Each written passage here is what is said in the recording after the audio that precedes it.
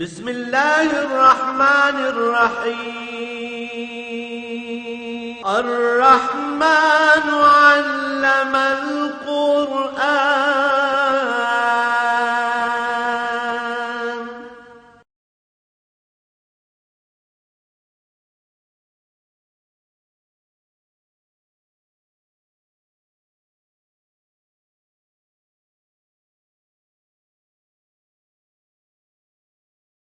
الحمد للہ رب العالمین والصلاة والسلام علی حبیبہ محمد وآلہ وصحبہ اجمعین. اعوذ باللہ من الشیطان الرجیم. بسم اللہ الرحمن الرحیم. وما قدر اللہ حق قدرہ اذ قالوا ما انزل اللہ علی بشر من شیء قل من انزل الكتاب الذي جاء به موسى نورا وهدى للناس تجعلونه قراطيس تبدونها وتخفون كثيرا وعلمتم ما لم تعلموا انتم ولا آباؤكم قل الله ثم ذرهم في خوضهم يلعبون.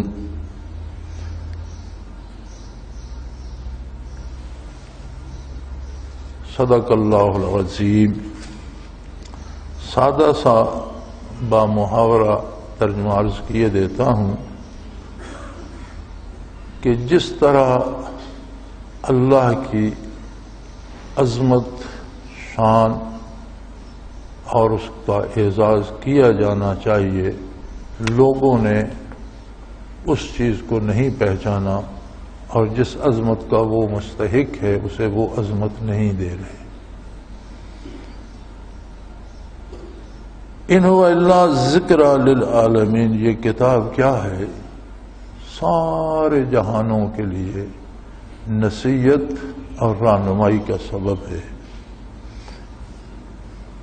وما قدر اللہ کا قدر، اللہ جل شانہ کی قدر انہوں نے اس طرح نہیں کی جس طرح کی جانی چاہیے. اذ قالوا ما انزل اللہ علی بشر من شیء، جب انہوں نے یہ کہہ دیا کہ اللہ نے کسی انسان پر کوئی چیز، کوئی کتاب، کوئی وحی نہیں اتاری، تو نبی کی عظمت کا انکار دراصل عظمت الہی کا انکار ہے. یہ نبی کی نبوت کا انکار نہیں کر رہے، یہ اس کی عظمت کا انکار کر رہے ہیں جس نے نبی کو مبعوث فرمایا. ان سے یہ پوچھیے کہ جو کتاب موسیٰ علیہ السلام لائے تھے وہ کس نے اتاری؟ اس میں بھی ہدایت تھی لوگوں کے لیے اور وہ بھی سراپا نور تھی، روشنی تھی ظلمت کے مقابلے میں. اور ان لوگوں نے کیا کیا؟ تجعلونہ قراطیس، انہوں نے اس کی جلد بندی کر کے کتاب نہیں بنائی، الگ الگ صفحے رکھے. اور ان صفحے رکھنے سے یہ کرتے تھے کہ جو چیز نہ بتانا چاہتے وہ صفحہ نہیں نکالتے تھے. تخفون کثیرہ، بہت سی چیزیں چھپا لیتے تھے، جس صفحے میں ان کا ذکر ہے وہ نکالتے ہی نہیں تھے. اور تبدونہا، اور جو چاہتے تھے وہ ظاہر کر دیتے تھے، جو ان کے مطلب کی ہوتی تھی وہ صفحہ نکال لیتے تھے. چونکہ جلد بندی تو تھی نہیں، الگ الگ صفحے رکھے ہوتے تھے، تو جو چیز نہ بتانی ہوتی تھی وہ نہیں نکالتے تھے، جو ان کو پسند نہیں تھی، جو ان کے مزاج کے مطابق تھی وہ نکال لیتے تھے. یہ کتاب میں اللہ کا حکم ہے. وَعُلِّمْتُمْ مَا لَمْ تَعْلَمُوا، کتاب کی عظمت تو یہ ہے کہ جسے تم جانتے ہی نہیں تھے جن چیزوں کو، وَلَا آبَاؤُكُمْ، نہ تمہارے باپ دادا جانتے تھے. کتاب نے تو وہ حقائق تم پر پہنچائے، ذات باری کی نشاندہی کی، صفات باری کی نشاندہی کی، آخرت کا بتایا، فرشتوں کا عذاب ثواب، بہت بے شمار جو چیزیں جو کسی انسان کے ذہن میں عقلاً یا مادی وسائل سے نہیں آ سکتی، نہ تم جانتے تھے نہ تمہارے باپ دادا جانتے تھے، وہ علوم تمہیں عطا فرمائے. میرے حبیب کہہ دیجئے قل للہ، انہیں کہہ دیجئے اللہ کافی ہے. اگر تم انکار بھی کرتے ہو تو اللہ کافی ہے. ثم ذرہم فی خوضہم یلعبون، پھر آپ ان سے اعراض فرمائیے، انہیں چھوڑ دیجئے اپنی گمراہی میں بھٹکتے پھریں۔ سادہ سا با محاورہ ترجمہ تھا۔ ہوتا یہ تھا کہ قریش مکہ یا مشرکین مکہ علماء یہود سے جا کر سوال پوچھتے، اور یہود کے اکثر علماء یثرب میں رہتے تھے۔ مدینہ النبی صلی اللہ علیہ وسلم جو ہے یہ حضور کی ہجرت سے پہلے یثرب کہلاتا تھا، اور یثرب کا معنی ہے تکلیف دینے والی جگہ، دکھ دینے والی جگہ۔ بعض لوگ آج کل بھی بڑی عقیدت سے یثرب کہتے ہیں، حالانکہ یثرب کا معنی دکھ دینے والی جگہ ہے۔ اس کی وجہ یہ تھی کہ ایک خاص جھاڑی ہوتی تھی یہاں، جس پر ایک خاص قسم کی مکھی ہوتی تھی، وہ جسے کاٹتی تھی اسے بڑا تیز بخار آ جاتا تھا۔ تو اس جگہ کا نام ہی عربوں نے یثرب رکھا ہوا تھا کہ وہاں جاؤ گے تو مصیبت گلے پڑے گی، تکلیف دینے والی جگہ ہے۔ حضور اکرم صلی اللہ علیہ وسلم آئے تو وہ جگہ دنیا و آخرت کے اور ظاہری اور باطنی تمام امراض کی شفا کا سبب بن گئی، اور اس کا نام پڑا مدینہ النبی صلی اللہ علیہ وسلم۔ مدینہ شہر کو کہتے ہیں، نبی کریم صلی اللہ علیہ وسلم کا شہر۔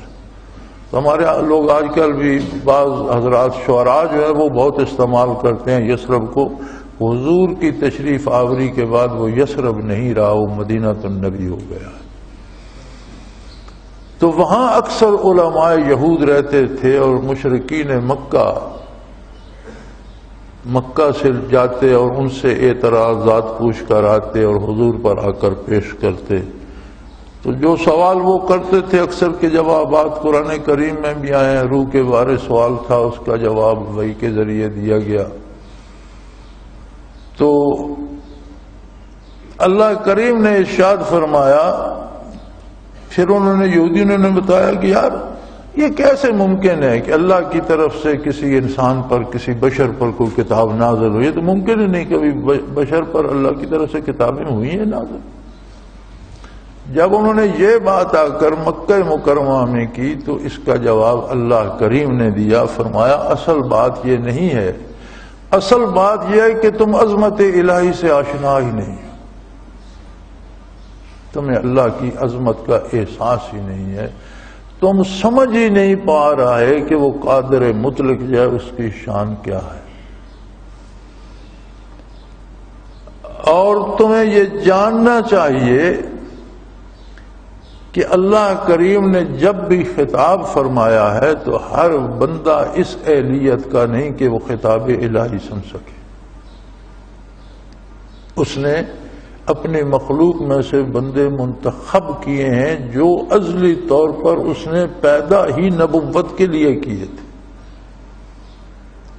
اور ہمیشہ آدم علیہ نبینا علیہ الصلوۃ والسلام سے لے کر حضور نبی کریم صلی اللہ علیہ وسلم تک جتنے نبی ہوئے سب انسان تھے، آدم علیہ السلام کی اولاد میں سے تھے۔ تو یہ کہنا یہ نبی کی نبوت کا انکار نہیں، یہ عظمت الہی کا انکار ہے۔ اور نبی علیہ الصلوۃ والسلام سے جتنے احکام ارشاد ہوئے ہیں، جتنی شریعت ہے، جو کرنے کا حکم دیا گیا ہے، جس سے روکا گیا ہے، یہ سارے احکام الہی ہیں، اللہ کی طرف سے اللہ کے رسول نے مخلوق کو بتائے ہیں۔ تو اللہ ہمیں معاف کرے جب ہم نبی کریم صلی اللہ علیہ وسلم کی نافرمانی کرتے ہیں، جس سے حضور نے روکا ہے وہ کام کرتے ہیں، یا جس کے کرنے کا حکم دیا ہے وہ چھوڑ دیتے ہیں، تو یہ صرف نبی کی نافرمانی نہیں، در حقیقت اس ہستی کی نافرمانی ہے جس کا وہ حکم ہے، نبی نے تو پہنچا دیا ہم تک۔ تو یہ صرف نبی کی نافرمانی نہیں، یہ اللہ کی نافرمانی ہے۔ عظمت الہی کو لوگوں نے جانا نہیں ہے، سمجھا نہیں ہے۔ تو ارشاد فرمایا کہ یہ جو معترضین ہیں در حقیقت انہوں نے عظمت الہی کو سمجھا ہی نہیں، یہ عظمت الہی کا انکار کر رہے ہیں، کتاب کا انکار کر کے، آپ کی نبوت کا انکار کر کے۔ تو ذرا ان سے یہ پوچھئے کہ آخر یہود بھی تو یہ دعویٰ کرتے ہیں کہ ہم موسیٰ علیہ السلام کے پیروکار ہیں، اور اپنے پاس کتاب بھی رکھتے ہیں کہ ہمارے پاس آسمانی کتاب ہے، یہ موسیٰ علیہ السلام کو ملی تھی۔ تو اللہ نے فرمایا میرے حبیب ان سے یہ پوچھئے کیا موسیٰ علیہ السلام انسان نہیں تھے؟ پھر ان کو کتاب کیسے مل گئی کہ محمد الرسول صلی اللہ علیہ وسلم پہ نازل ہوتی ہے، تم کہتے ہو کسی بشر پہ کتاب نازل نہیں ہوئی؟ تو بشر تو موسیٰ علیہ السلام بھی تھے، ساتھ یہ دعویٰ بھی رکھتے ہو کہ ہمارے پاس آسمانی کتاب ہے، یہ موسیٰ علیہ السلام پر نازل ہوئی تھی، موسیٰ علیہ السلام کو دی گئی تھی۔ تو یہ کیسا تضاد ہے؟ ہمارے بعض نادان لوگ سمجھتے ہیں یہ بڑی عقیدت ہے، وہ کہتے ہیں نبی بشر نہیں ہوتا۔ اس کی وجہ یہ نہیں کہ وہ بشر کی حقیقت سے واقف ہیں، وجہ یہ ہے کہ وہ خود کو اور ارد گرد کے لوگوں کو بشر اور انسان سمجھتے ہیں۔ وہ سمجھتے ہیں انسان ہمارے جیسے ہی ہوتے ہیں، تو ہمارے جیسا تو نبی نہیں ہو سکتا، نبی انسان نہیں ہوتا، نوری مخلوق ہے۔ ارے بدھو، نوری مخلوق ہے فرشتہ جو نبی کے در کا خادم ہے۔ فرشتہ نوری مخلوق ہے نا۔ نور دو قسم ہے، ایک نور ہے اللہ کی ذات، وہ تو غیر منقسم ہے، لم یلد ولم یولد ولم یکن لہ کفوا احد، نہ وہ کسی سے پیدا ہوا، نہ اس نے کسی کو، نہ وہ جنا گیا، نہ اس نے کسی کو جنا، نہ اس کا کوئی ماں باپ ہے، نہ اس کی کوئی اولاد ہے، اور نہ اس کے برابر کا کوئی دوسرا ہے، وہ وحدہ لا شریک ہے۔ تو اللہ کا نور تو غیر منقسم ہو گیا۔ اب رہ گیا دوسرا نور جو مخلوق ہے، اس میں سے فرشتہ اعلیٰ ترین مخلوق، نوری مخلوق پیدا کی گئی، وہ نبی کے در کا خادم ہے۔ اگر آپ نبی کو بشر نہیں مانتے، نور مانتے ہیں، تو زیادہ یہ کریں گے کہ فرشتے کی طرح مانیں گے، تو وہ تو نبی سے بہت کم تر حیثیت کما لیں گے، وہ تو نبی کے در کا خادم ہے۔ نبی انسان ہوتا ہے، انسان کامل ہے محمد الرسول اللہ صلی اللہ علیہ وسلم۔ اصل بات یہ ہے کہ ہم سے انسانیت خارج ہو گئی، ہم میں اتنی انسانیت ہے جتنا ہمارا ایمان خلوص کے ساتھ اور عمل محمد الرسول اللہ کے حکم کے مطابق ہے، اتنے ہم انسان ہیں، اس کے علاوہ ہم انسانیت سے گر گئے اور ہم میں درندگی آ گئی۔ آج ہم اس کس چیز کو رو رہے ہیں؟ کیوں رو رہے ہیں؟ مساجد میں بم پھٹ رہے ہیں، لوگ مار دیے جاتے ہیں، عبادت گاہوں میں، اب تو درگاہوں اور مزارات پر بھی پھٹنے شروع ہو گئے۔ بھی مزار پر تو کوئی دعا مانگنے ہی جاتا ہے غریب بیچارہ، تو وہاں کون ایسا بیٹھا ہے جسے تم قتل کرو گے؟ لیکن دھماکے ہو رہے ہیں، بے گناہ لوگوں کو قتل کیا جا رہا ہے۔ تو آپ کیا سمجھتے ہیں کہ یہ جو قاتل ہیں یہ بشر ہیں، یہ انسان ہیں؟ ڈھانچہ انسان کا ہے، اندر روح درندہ بن چکی ہے، ان کے کام درندوں کے کام ہیں۔ کوئی ایماندار شخص بلا جواز شرعی کسی کو قتل نہیں کر سکتا۔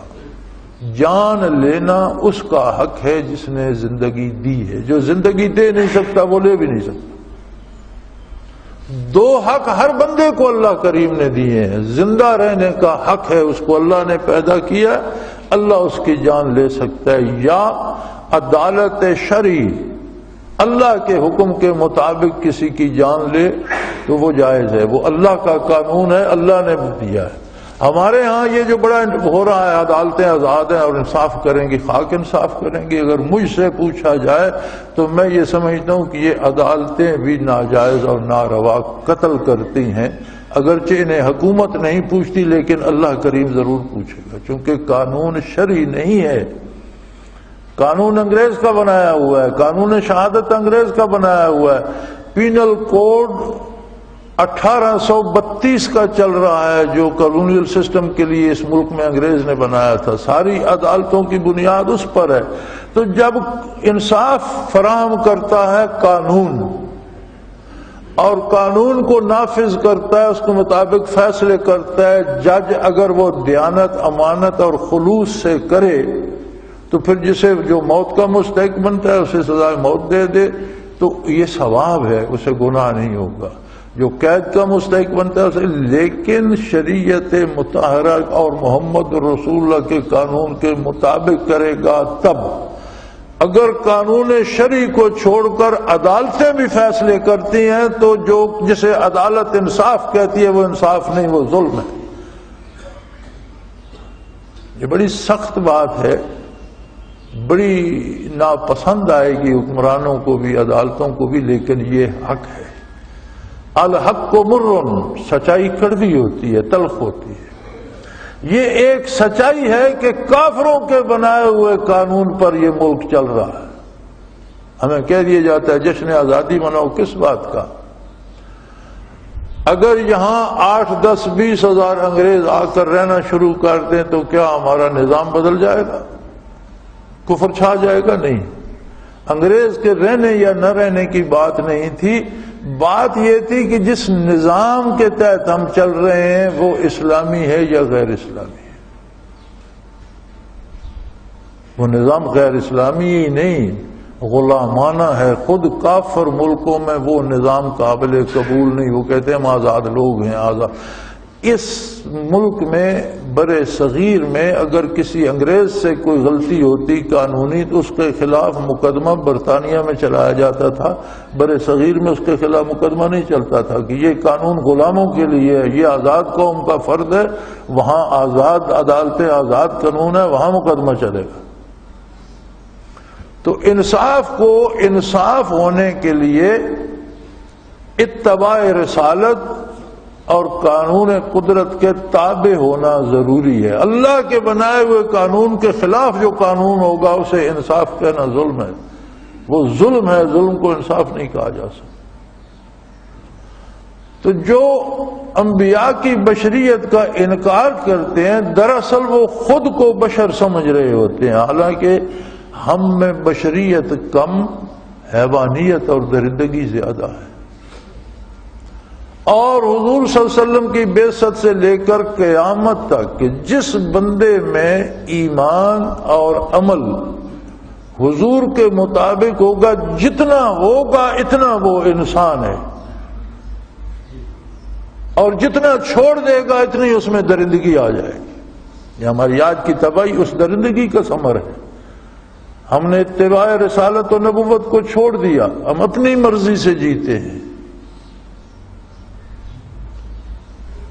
ہم میں اور ان لوگوں میں جو انکار کرتے تھے صرف اتنا فرق رہ گیا کہ وہ انکار کرتے تھے، ہم انکار نہیں کرتے، لیکن کام ہم بھی اپنی مرضی کا کرتے ہیں۔ محبوب ہماری بھی دنیا ہے، مقصد ہمارا بھی حصول ظاہری ہے۔ آخرت کو تو ہم بائی دی وے سمجھتے ہیں کہ چلو یہ بھی ٹھیک ہے، ساتھ کچھ اللہ اللہ بھی ہو جائے، کچھ نمازیں بھی پڑھ لیں۔ دنیا کا کوئی کام نہیں رہتا، چھوٹ جائے تو نماز ہی چھوٹتی ہے، عبادت ہی چھوٹتی ہے، اور مختلف ہیلے بہانے بنا کر نام بدل کر سود کھانے سے باز نہیں آتے۔ اب کتے کا نام دمبا رکھ لو اور کھاتے رہو، حلال ہو جائے گا کہ میں دمبا کھا رہا ہوں، دمبا کھا رہا ہوں۔ نام بدلنے سے حقیقت شے تو نہیں بدلتی۔ زہر کا نام تریاک رکھ دو تو زہر کھانے سے مرو گے نہیں، تریاک کہتے رہو، اسے کھاؤ گے تو مر جاؤ گے، زہر تو زہر ہے۔ حقیقت جو ہوتی ہے کسی چیز کی وہ نام بدل سے نہیں۔ سود کو منافع کہہ دو یا مارک اپ کہہ دو۔ یہ مسلم لیگ کی حکومت آئی تھی تو انہوں نے نیا نام دیا تھا کہ یہ مارک اپ ہے۔ یار کوئی نام رکھ دو، منافع رکھ دو، مارک اپ رکھ دو، ہے تو سود۔ تو ہم سود کھائے جا رہے ہیں، حالانکہ سود کھانے والے کے ساتھ اللہ نے اعلان جنگ کر رکھا۔ تو کتنی جرأت ہے کہ بندہ اللہ کا اعلان جنگ قبول کر لیتا ہے اور پھر اس کا ساتھ اصرار بھی ہے کہ میں انسان ہوں۔ نہیں بھائی، تم انسان نہیں ہو۔ انسان شرف انسانیت ہے محمد الرسول اللہ صلی اللہ علیہ وسلم۔ تم جتنے حضور کے تابع ہو اتنے انسان ہو۔ جہاں سے اتباع رسالت چھوٹا وہاں سے انسانیت چھوٹ گئی۔ مخلوق مکلف جو ہے، جس کا آخرت کو حساب ہوگا، جسے جزا و سزا ہوگی، وہ چار قسم کا ہے۔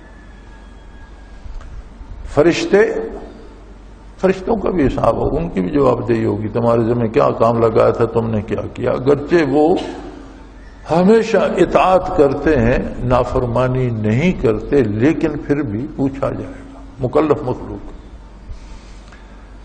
دوسرے انسان، تیسرے جن اور چوتھے شیطان۔ شیطان سراپا بدی ہے، ظلمت ہے، فرشتہ سراپا نور ہے۔ جنوں میں نبوت نہیں ہے، ایک مخلوق ہے انسان اور بشر جسے اللہ نے نور نبوت سے نوازا اور جسے اپنے کلام سے ہم کلام فرمایا اور جسے یہ عزت دی کہ وہ ساری مخلوق سے اس لیے افضل ہو گیا کہ اسے اللہ سے شرف ہم کلامی نصیب، اللہ کے نبی کو براہ راست اللہ سے شرف ہم کلامی نصیب ہوا، اور ہم گناہگاروں کو نبی کریم کے طفیل اللہ سے بات کرنے کی سعادت نصیب ہو گئی کہ حضور نے فرمایا کہ جو چاہتا ہے وہ اپنے رب سے باتیں کرے، فَلْيَقْرَأْ الْقُرْآنَ، وہ قرآن پڑھے، اللہ اس سے بات کر رہا ہوگا۔ ہم منزل پڑھتے ہیں نا، تلاوت کرتے ہیں، یہ سمجھتے ہیں ایک کتاب ہے اللہ نے بھیجی، نبی کریم صلی اللہ علیہ وسلم نے دی، چلو اس کی تلاوت کر جائیں۔ کبھی اس کو اس انداز میں پڑھیں کہ یہ خط مجھے آیا ہے۔ ہم سمجھتے ہیں یہ سب کے لیے ہے، درست ہے، لیکن جب ہم پڑھ رہے ہوتے ہیں تو ہمیں اس انداز سے پڑھنا چاہیے کہ اب جو بات ہو رہی ہے میرے ساتھ ہو رہی ہے، اللہ مجھے مخاطب کر کے کہہ رہا ہے یہ کرو یہ نہ کرو، یہ مانو یہ نہ مانو، یہاں جاؤ یہاں نہ۔ پھر آپ کو پتہ چلے گا کہ کتنا مزہ آتا ہے قرآن پڑھنے میں اور کس طرح اللہ سے بات کی جاتی ہے۔ تو یہ عزت ہے عالم بشریت کی۔ بشر تو وہ ہے جس کا وجود اقدس وہاں تشریف لے گیا جہاں فرشتے نوری مخلوق جانے سے جل جاتے تھے۔ سدرۃ المنتہا حد ہو گئی، جبرائیل امین کھڑے ہو گئے شب معراج۔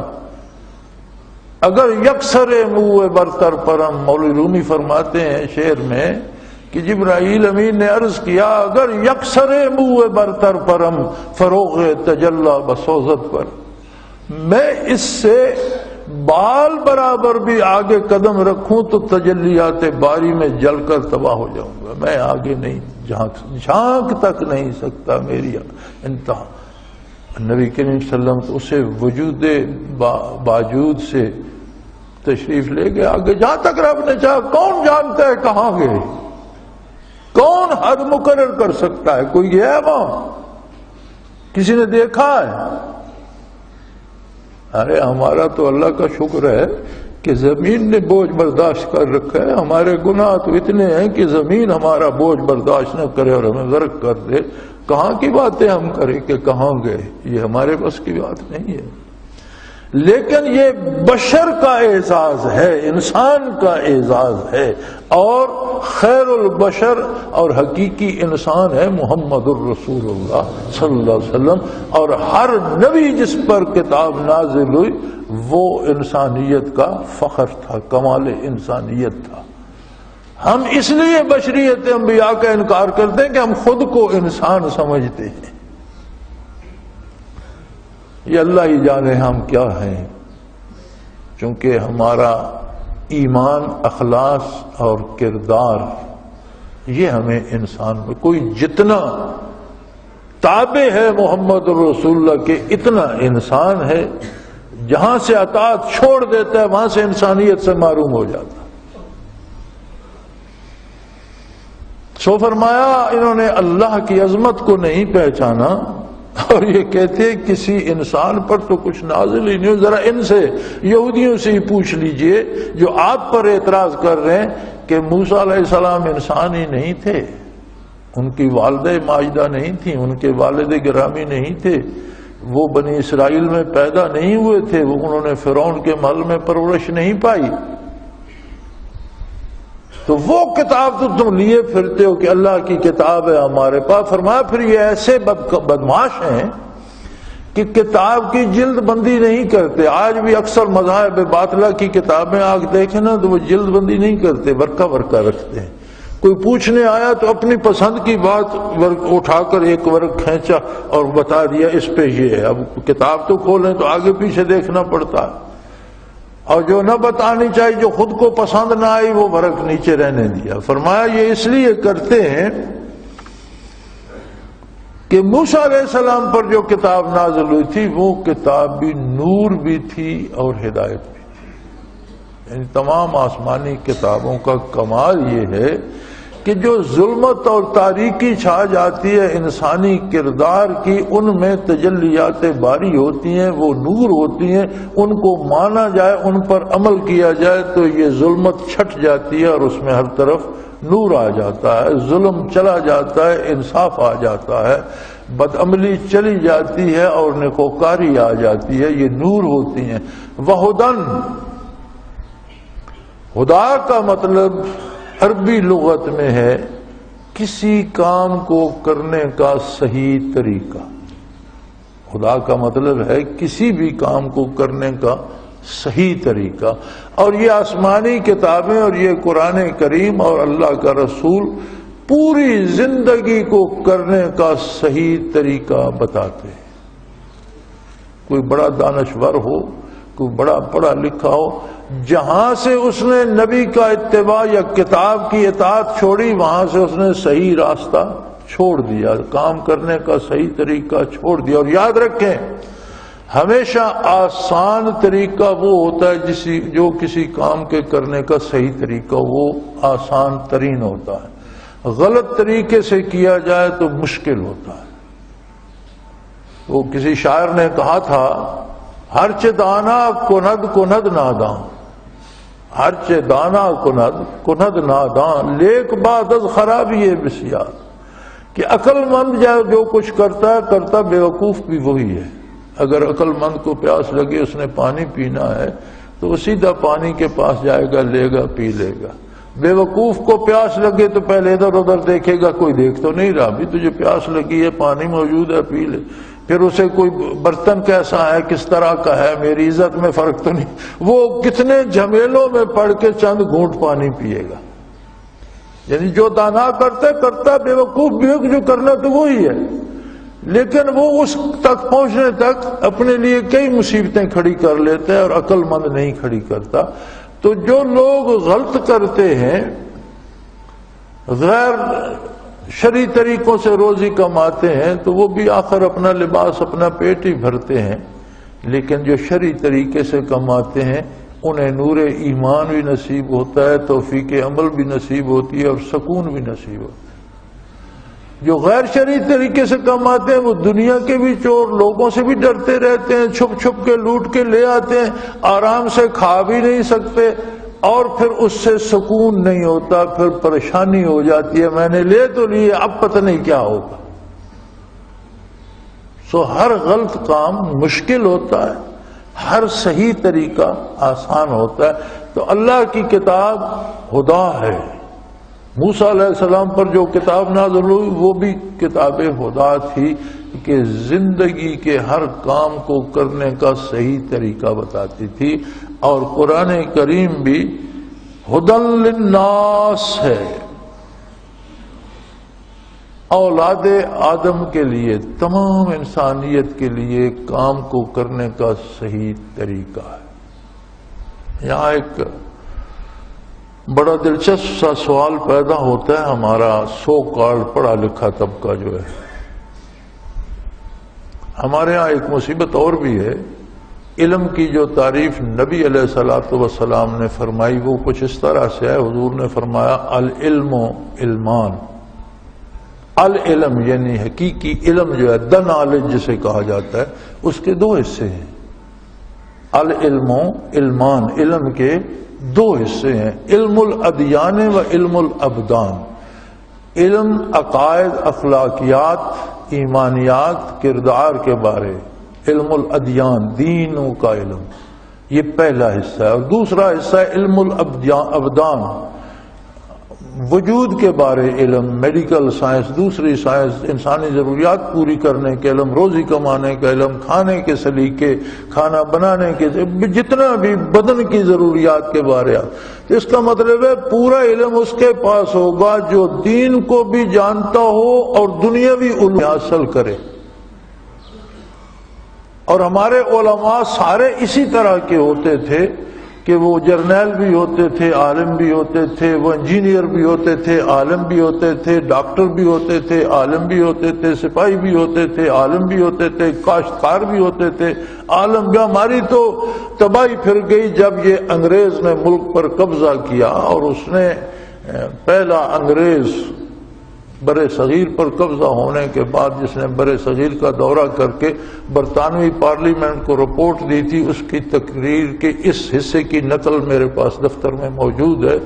اس نے کہا تھا کہ میں ہندوستان میں مشرق سے مغرب اور شمال سے جنوب تک پھرا ہوں، اور اس کے الفاظ ہیں I have seen no thief, no beggar۔ میں ہندوستان کے مشرق سے مغرب، شمال سے جنوب تک پھرا ہوں، مجھے پورے ملک میں کوئی چور نظر نہیں آیا، کوئی گداگر نظر نہیں آیا۔ یہ حال تھا مسلمان حکمرانوں کی حکومت کے بعد اس برِ صغیر کا۔ اور وہ لکھتا ہے، اس نے اپنی اس میں رپورٹ دی ان کی اس اسمبلی میں کہ یہاں کا جو پڑھا لکھے لوگ ہیں، لٹریسی ریٹ جو ہے 87% ہے، 87% لوگ عالم ہیں، دین بھی جانتے ہیں اور دنیا بھی جانتے ہیں۔ آگے وہ تجویز پیش کرتا ہے کہ ان لوگوں پر حکومت کرنا اور انہیں غلام بنانا آسان نہیں۔ اگر ہمیں برِ صغیر پر، ہندوستان پر حکومت کرنی ہے تو ان کی ریڑھ کی ہڈی توڑنی ہوگی، اور وہ ان کا نظام تعلیم ہے۔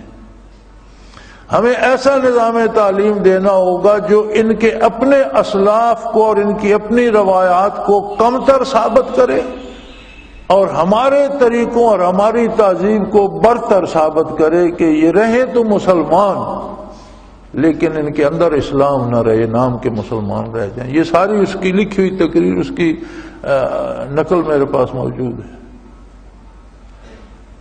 تو وہ قوم جس نے اس برِ صغیر کو اتنی ترقی دی، یہ صرف مسلمان تھے جن کا 800 سالہ دور حکومت تھا، اور اس کے بعد سکھا شاہی بھی رہی پنجاب میں، لیکن وہ اتنی جلدی ان چیزوں کو تباہ نہ کر سکی۔ انگریز آیا، اس نے سارا نظام بدل دیا اور ایک غلامانہ نظام بنایا۔ اب آپ پورا نظام تعلیم پرائمری سے لے کر ایم اے تک دیکھ جائیے، کہیں آپ کو پتہ چلتا ہے کہ آپ کون ہیں، آپ کے آباء و اجداد کون تھے، مسلمان کون تھے، اسلام کیا ہے، اس کے احکام کیا ہے؟ اس لیے کہ یہ نظام تعلیم انسان بنانے کے لیے نہیں، دفتر چلانے کے لیے، کلرک بنانے اور بابو بنانے کے لیے۔ انہیں کچھ لکھنے پڑھنے والے لوگ چاہیے جو حکومت کی مشینری چلا سکیں۔ ہماری بدنصیبی یہ ہے کہ ہمیں کہا جاتا ہے کہ تم آزاد ہو گئے ہو، لیکن ان نظاموں کو، انگریزی نظاموں کو کسی نے نہیں بدلا۔ جو نظام جسے کالونیل سسٹم یا غلامانہ نظام کہتے ہیں، اس کی بنیادی خاصیت یہ ہوتی ہے کہ باقی سارے لوگ غلام ہیں، ان کا کوئی حق نہیں سوائے زندہ رہنے کہ انہیں اتنا دے دو کہ وہ مرے نہیں اور کام کرتے رہیں، باقی جو کچھ کمائیں وہ حکمران کا حق ہے وہ لے جائے۔ تو انگریز لے جاتے تھے برطانیہ۔ اب اس کے بعد ہمارے بھائی آگے، پاکستانی آگے، انہوں نے کہا یار یہ تو بڑا مزیدار کام ہے، 20 کروڑ لوگ کام کرتے ہیں، جو امن ہوتی ہے ساری ہم عیش کرتے ہیں، یہ نظام ایسا ہی رہنے دو، اسے نہیں بدلنا۔ آج آپ کی ساری جماعتیں سیاسی، وہ دینی ہیں یا غیر دینی ہیں، ساری اس بات پہ متفق ہیں کہ یہ نظام نہیں بدلیں گے، اس میں بڑا مزہ ہے۔ 20 کروڑ غلام مل گئے عیش کرنے کے لیے، جو وہ کماتے ہیں ہم عیش کرتے ہیں، تو یہ نہیں بدلیں گے۔ جب تک یہ نہیں بدلے گا آپ کو آزادی کی سانس نصیب نہیں ہوگی، آپ آزادی کی لذت سے آشنا ہی نہیں ہوں گے۔ تو فرمایا یہ کتاب محض کتاب نہیں، یا جو موسیٰ علیہ السلام کو عطا فرمائی گئی محض کتاب نہیں تھی، نور، یہ سراپا نور ہے، اس کا ہر حکم نور ہے، ظلمت کو نور سے مراد انصاف ہے، عدل ہے، عزت ہے، عظمت ہے، حفاظت ہے، اور ظلم کو ختم کرتی ہیں، ہدن، ہر کام کے کرنے کا صحیح طریقہ بتاتی ہیں، للناس، ساری اولاد آدم کے لیے۔ ہمارے یہاں سوال یہ بڑا سوال پیدا کرتے ہیں اور یہ بڑا کہتے ہیں جی کافر ہیں وہ ہم پر حکومت کر رہے ہیں، کافر ہیں ہمیں مار رہے ہیں، ہم مسلمان ہیں تو ہم ہمیشہ مار ہی کھا رہے ہیں، تو جو مصیبت آتی ہے وہ مسلمانوں پر کافر عیش کر رہے ہیں۔ کبھی آپ نے دیکھا کہ کافر کس بات پہ عیش کر رہے ہیں؟ جب اسلام تھوڑے سے عرصے میں روئے زمین پر پھیل گیا، ایک ہستی نے، اس بوڑھے آسمان کو یاد ہے، ایک اکیلے اللہ کے رسول صلی اللہ علیہ وسلم نے توحید کا نعرہ بلند کیا۔ مردوں میں ابو بکر صدیق ساتھ شامل ہوئے، خواتین میں حضرت خدیجہ الکبریٰ رضی اللہ تعالیٰ، بچوں میں حضرت علی کرم اللہ وجہ الکریم، تو ایک سے 4 ہو گئے۔ پھر ایک ایک کر کے لوگ آتے گئے، 5 ہوئے، 10 ہوئے، 12 ہوئے، 15 ہوئے۔ آپ کو یاد ہوگا، تاریخ بتاتی ہے، پورا آسمان گواہ ہے کہ جس دن 40 ہو گئے تھے، تعداد صحابہ کی 40 ہو گئی، تو انہوں نے کہا یا رسول اللہ، کافر تو بتوں کو بیت اللہ میں پوجیں اور ہم گھر بیٹھ کر نمازیں پڑھیں، ہم بھی بیت اللہ میں نماز پڑھیں۔ اور بڑا مارکا ہوا تھا، اور عورتوں نے بھی ان پر گھڑے پھینک کر مارے تھے اور پتھر مارے تھے، اور مردوں نے بھی روکنے کی کوشش کی تھی، لیکن وہ سارے زخم برداشت کرتے ہوئے بیت اللہ میں پہنچ گئے تھے۔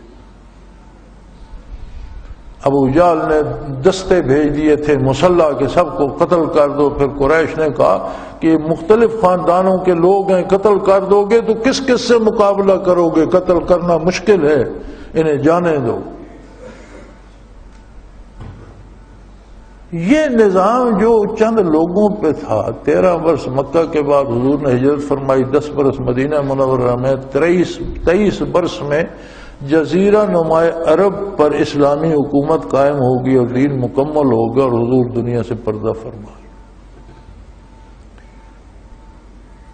خلفائے راشدین کے عہد میں وہ 25-26 سالوں پہ محیط ہے، لیکن آپ 23 برس ابتدائی لے لیں تو ان ابتدائی 23 برسوں میں حضور کا اور اللہ کا اور اللہ کے رسول کا پیغام خلفائے راشدین نے شمال میں سائبیریا سے جنوب میں افریقہ تک، مغرب میں ہسپانیہ سے چین تک دنیا پر پہنچا دیا تھا، اور اسلامی ریاست اتنی بڑی بن گئی تھی کہ تاریخ میں آج تک کوئی دوسری اتنی بڑی ریاست ہمارے سامنے نہیں آتی۔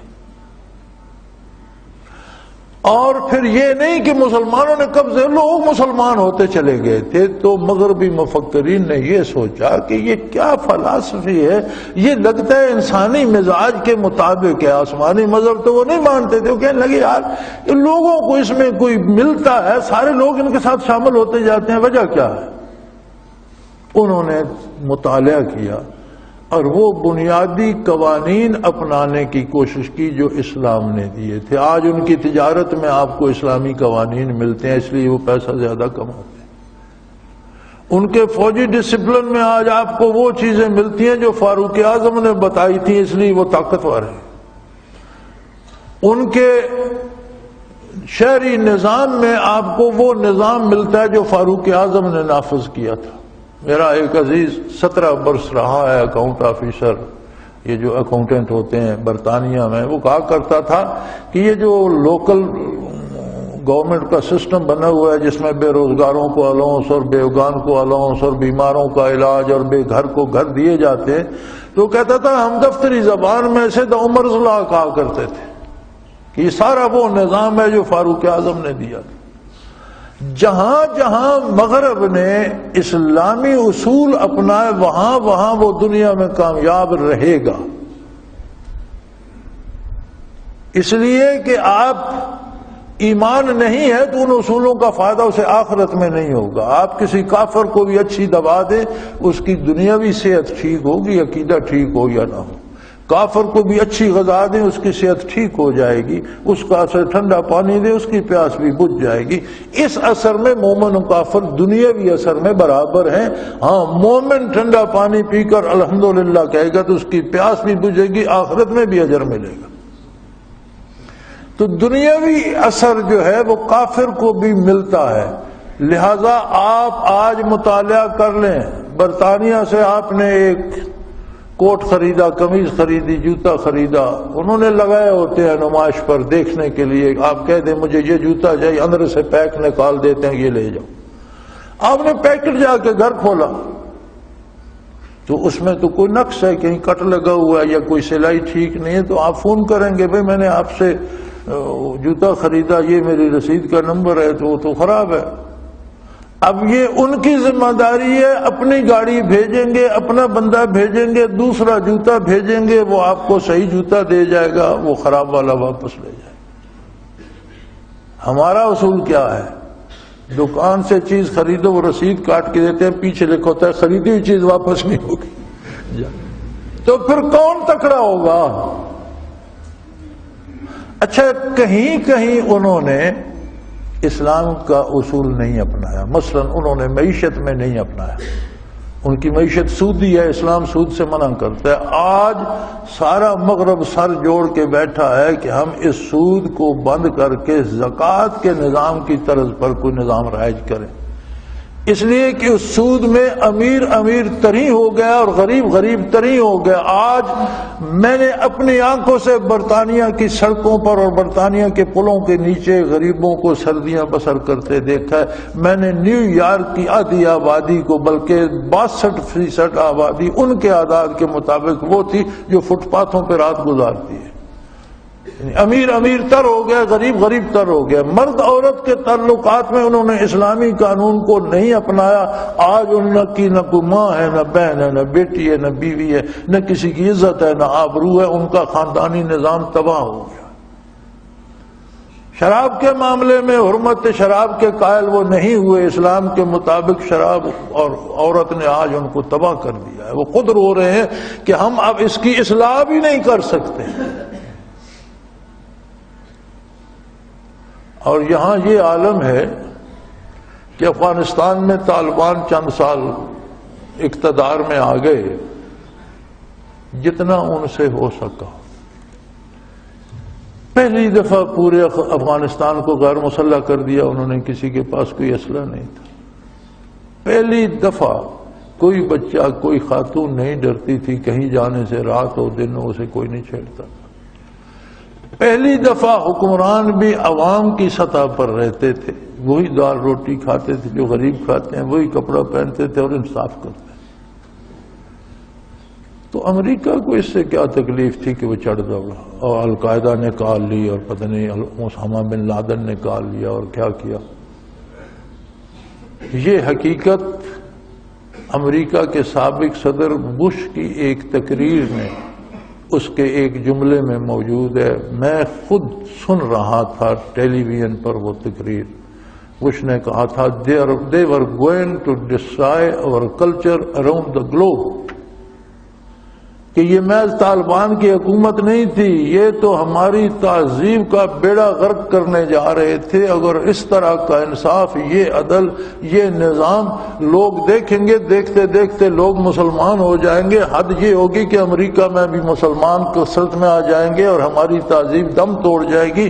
یہ ملک ان کی حکومتیں بن جائیں گی. اس لیے وہ طالبان پر چڑھ دوڑے.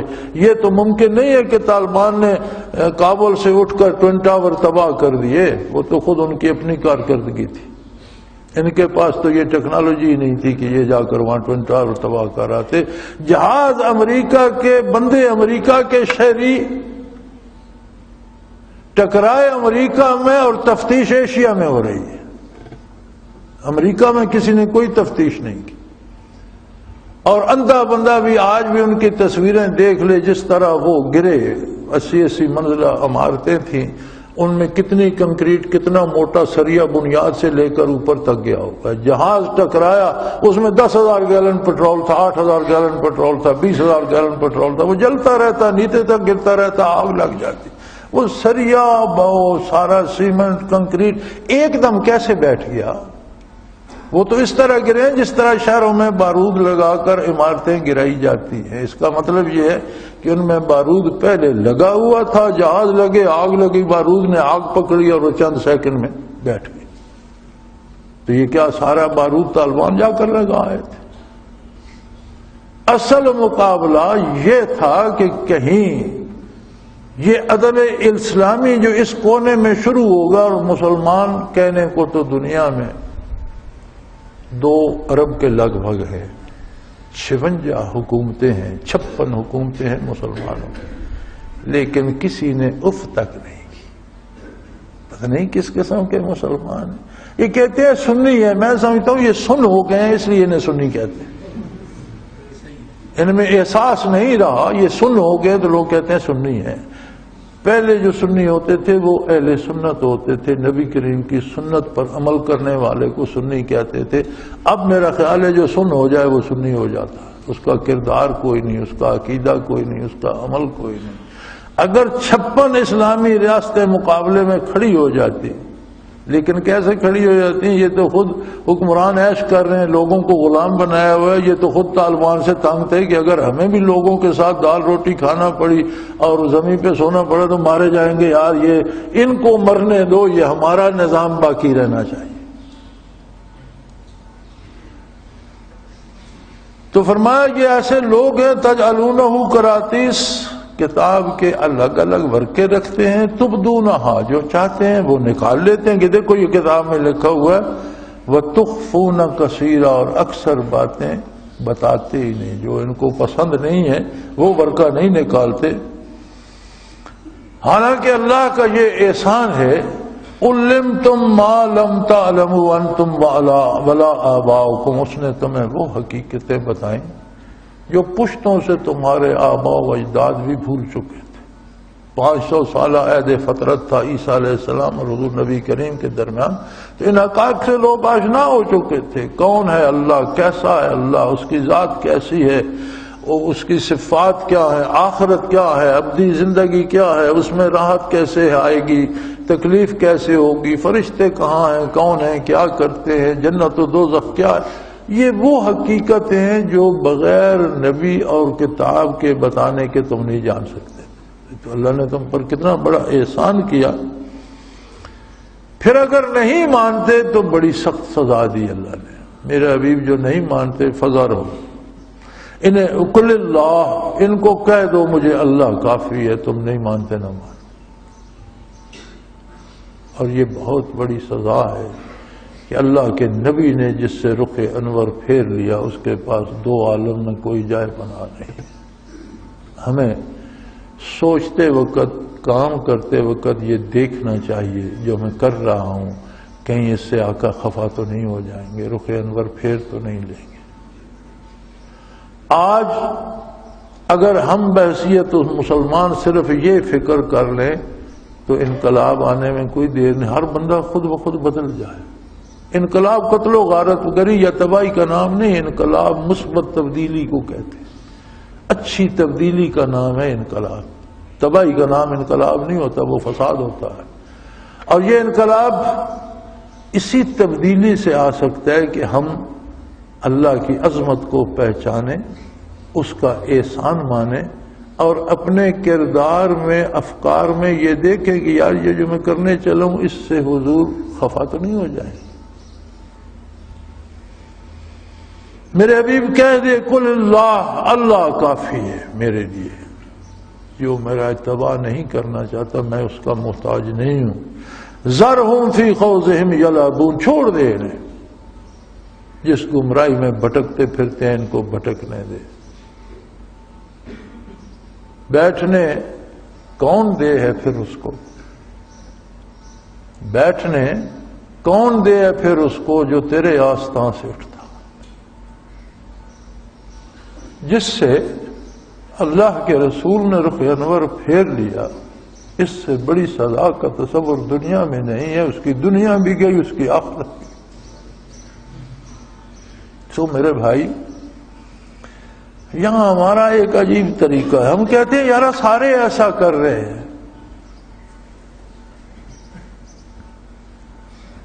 اگر سارے حضور کو ناراض کر رہے ہیں تو ہم بھی کر دیں. یہ بھی کوئی دلیل ہے؟ یا بہت سے لوگ حضور کو ناراض کر رہے ہیں تو اسے دلیل بنا کر ہم بھی کر دیں, تو پھر ہم کہاں جائیں گے؟ سادہ سی چھوٹی سی بات ہے. ہاں اللہ سمجھ دے, خلوص دے, سمجھ میں آ جائے تو بات تو چھوٹی سی ہے. ہماری دنیا ہمیں نہیں چھوڑتی. اس لیے نہیں چھوڑتی کہ ہم اسے نہیں چھوڑنا چاہتے. ہم دنیاوی لذات کے عادی ہو گئے. اخروی لذات کی ہمیں خبر نہیں, ہم سننا ہی نہیں چاہتے. مسجد میں جاؤ, جمعہ ہوتا ہے اس لیے کہ لوگوں کو ایمانیات, اخلاقیات, اعمال کی خبر دی جائے. ہمارے جمعے سیاست کی نظر ہو جاتے ہیں. کوئی کسی کی تعریف, کسی کی برائی کر رہے, کوئی کسی کو یا پھر فتوے لگانے میں کوئی وہ بھی کافر, وہ بھی. یار کافر بتانے کو چھوڑو, مسلمان گنو کون کون ہے. نہیں ہے تو کسی کو مسلمان بناؤ. کافر تو شیطان بتیرے بنا رہا ہے, آپ کو بنانے کی کیا ضرورت؟ کافر تو لوگ گمراہ ہو کر بن ہی رہے ہیں. مسلمان بنانے کی کوشش کرو. کوئی بات بتاؤ لوگوں کو جس سے وہ اسلام کے دامن میں آئے, دامان رحمت محمد الرسول. یہ ہماری ساری بدبختیاں ہیں. اللہ اللہ اللہ اللہ اللہ اللہ اللہ اللہ.